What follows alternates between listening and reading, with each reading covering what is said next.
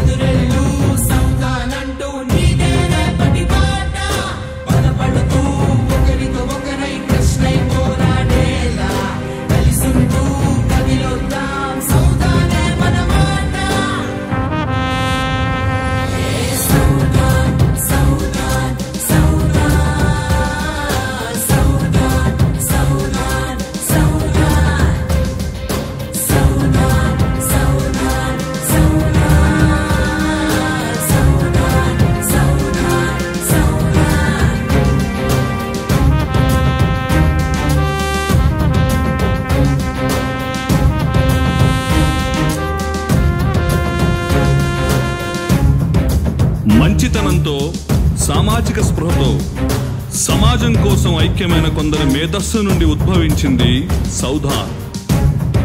ఆవేదనతో బాధపడుతున్న ప్రతి మనిషి కళ్ళల్లో సంతోషాన్ని చూడడమే ప్రధాన లక్ష్యంగా ఆవిర్భవించింది సౌధాన్.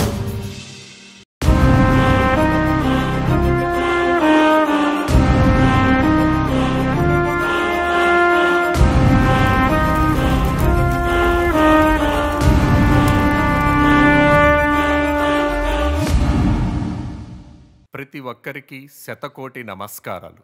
ఎవరో వస్తారని, ఏదో చేస్తారని కొండంత ఆశతో ఎదురు చూడకు మిత్రమా. నీకు నేను, నాకు నీవు, మనకి మనమందరం కలిసి సౌధాన్తో ప్రయాణిస్తే స్వతంత్ర భారతదేశ చరిత్రలో ఇప్పటి వరకు ఎవరూ చూడలేని సమాజ అభివృద్ధి, పేద ప్రజల భవిత, బడుగు బలహీన వర్గాల శ్రేయస్సు మనం చూపిస్తాం, చూస్తాం.